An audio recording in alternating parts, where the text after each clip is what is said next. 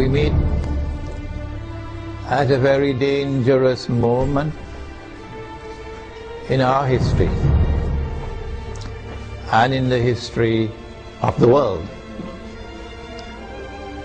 to address you on the subject of implications of a Zionist Israeli attack on Iran, which now appears to be not only fairly certain, but also just around the corner.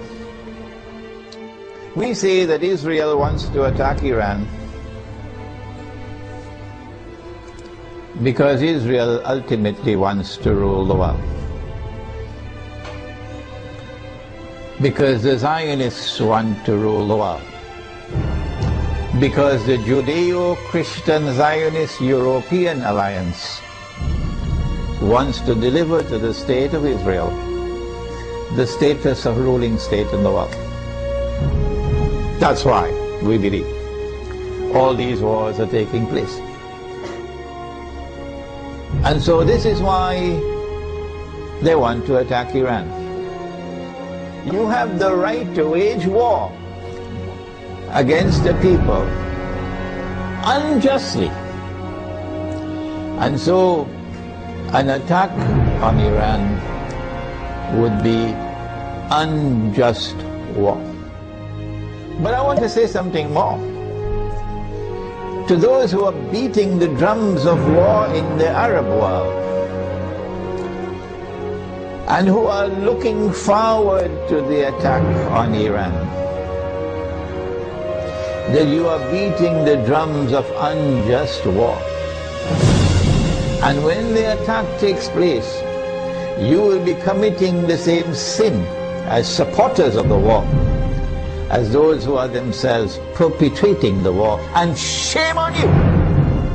Shame on you, we say to you, straight to your faces, from here in Malaysia, that if you support the attack on Iran, you are supporting unjust war. You are yourselves a party of dhulm. And Allah does not provide guidance to the people who commit dhulm. One of the reasons why many Arabs, not all Arabs, but many Arabs are beating the drums of war, looking forward to an attack on Iran, is because Iran is Shia. They hold the view that Shia are kuffar, and hence it is permissible to launch war on the kuffar, the disbelievers. How can you come to this conclusion, the Shia are kuffar? If the Shia are kuffar, then there must be some ijma' or consensus of opinion on that subject. That consensus has never been achieved in 1400 years. As a consequence, we say it is too late in the day now for you to come with any manufactured arguments declaring the Shia to be kuffar. The drum beating against the Shia and the attack which is about to be launched on Iran is located in a larger framework in which those who are waging war on Islam are seeking to do something that will function as a catalyst for creating Sunni-Shia civil war in the world of Islam. Sunni-Shia civil war would be something that would be massively beneficial for Israel. Number one, Sunni-Shia civil war will make Islam look negatively, a negative image in the world, at a moment when Islam is center stage in the attention of the whole world.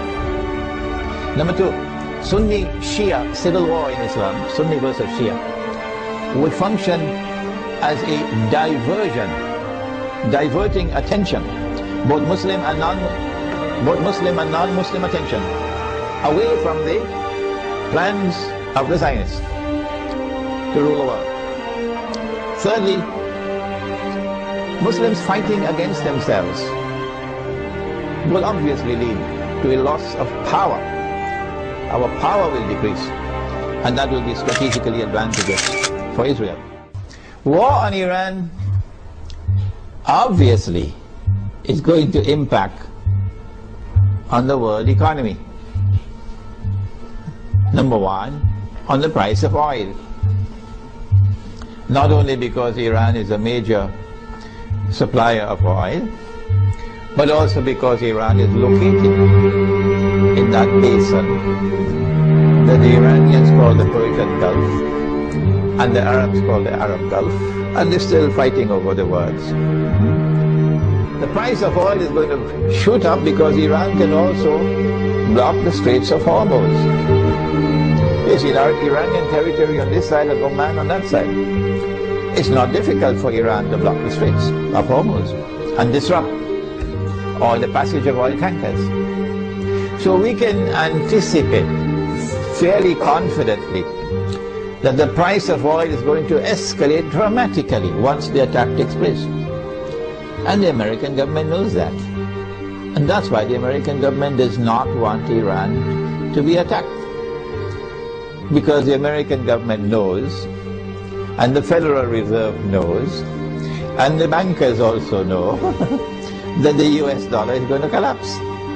It will not survive an Israeli attack on Iran with the price of oil shooting up through the roof. And if the US dollar collapses, of course, they're going to have to demonetize the US dollar. It will no longer be legal tender. They have to have something in place. They probably already have something to replace it, but at a fraction of its previous value. The American economy is going to collapse. Large numbers of white Americans are going to lose their wealth. And many of them are going to be listening to this lecture. There's going to be chaos in the United States when the economy collapses. There can be riots in the United States, and they're already anticipating that. And so an attack on Iran would lead to economic, financial, and monetary consequences that will be disastrous for the US economy. An attack on Iran can be launched simultaneously with an attack on Pakistan.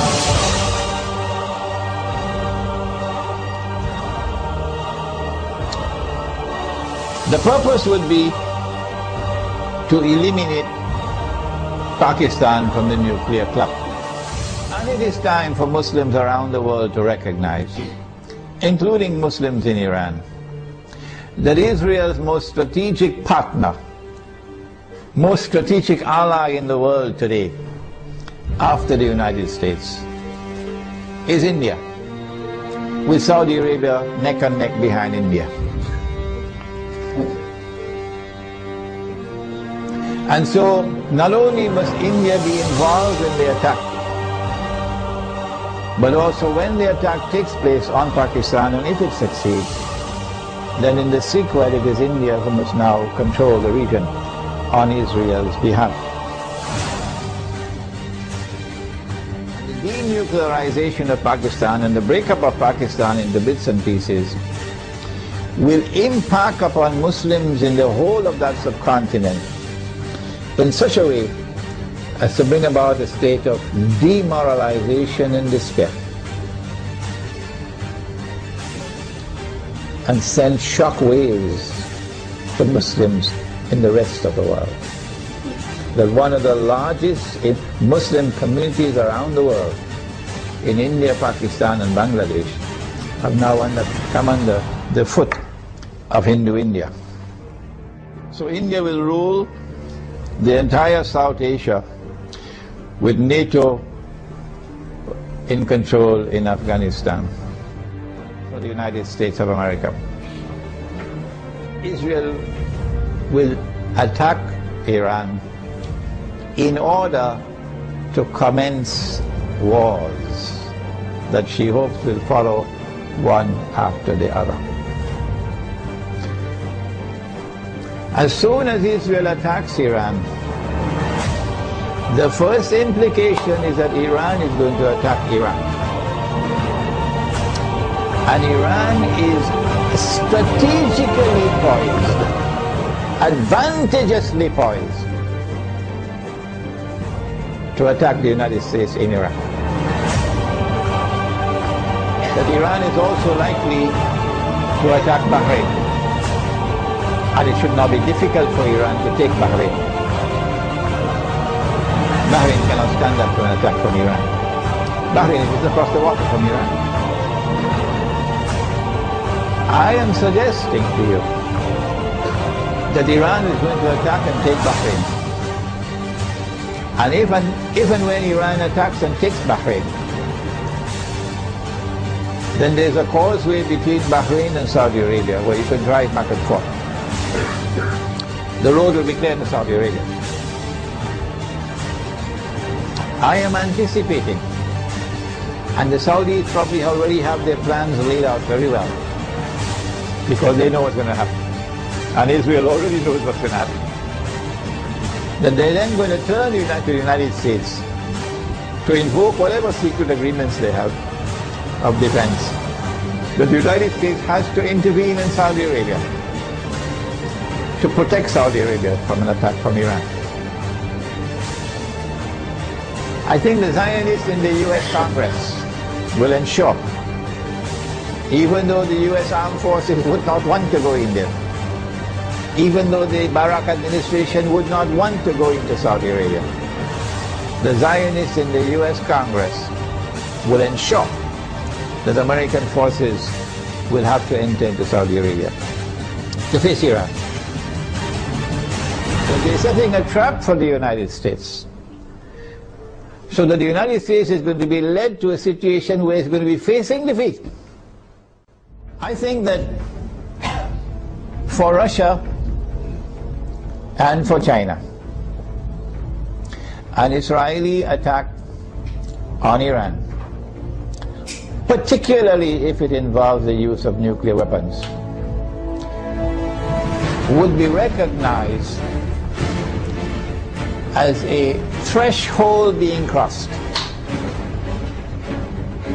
And so long as you did not cross that threshold, Russia and China were prepared to go along and continue in the Security Council of the United Nations, for example, cooperating and collaborating where possible in managing the affairs of the world. But once you cross that threshold, the implication for Russia and China is that you have crossed the point of no return, and that an attack on Iran is now going to inevitably lead to World War.